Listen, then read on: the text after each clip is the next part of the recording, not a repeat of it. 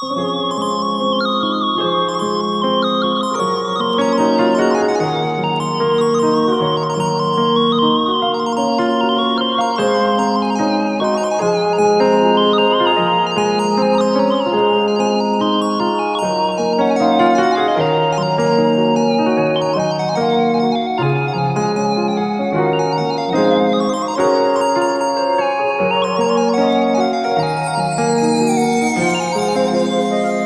gün yuva kuracağım, bir gün ana olacağım.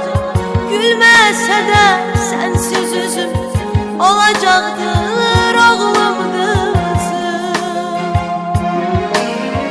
Bağrıma basıp bağlamı doya doya toplayacağım. Menden layla isteseler bu nəğməni oxuyacağım.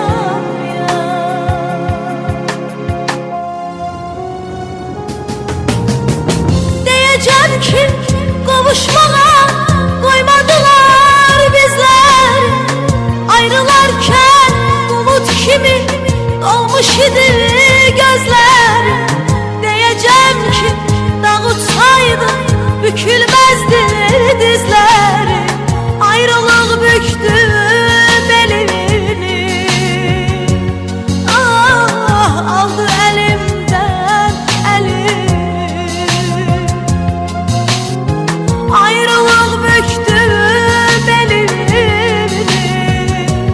ey aldı elimden elimi.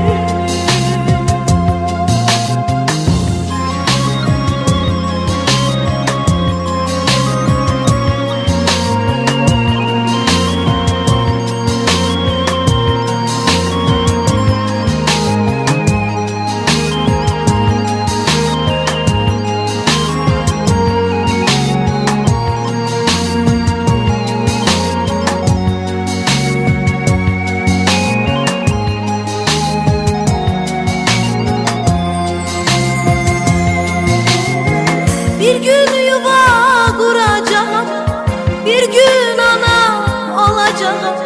Gülmese de sensiz üzüm olacaktır oğlum kızım. Bağrıma basıp bağlamı doya doya toplayacağım. Menden layla isteseler bu nəğməni oxuyacağım.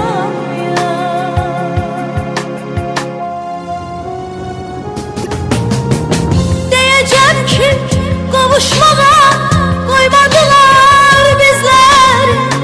Ayrılarken bulut kimi dolmuş idi gözler. Diyeceğim ki dağıtsaydı bükülmezdi dizleri. Ayrılık büktü belini, ah aldı elimden elimi. Ayrılık büktü belini, hey aldı elimden elimi. Ayrılarken bulut kimi doğmuştu gözleri.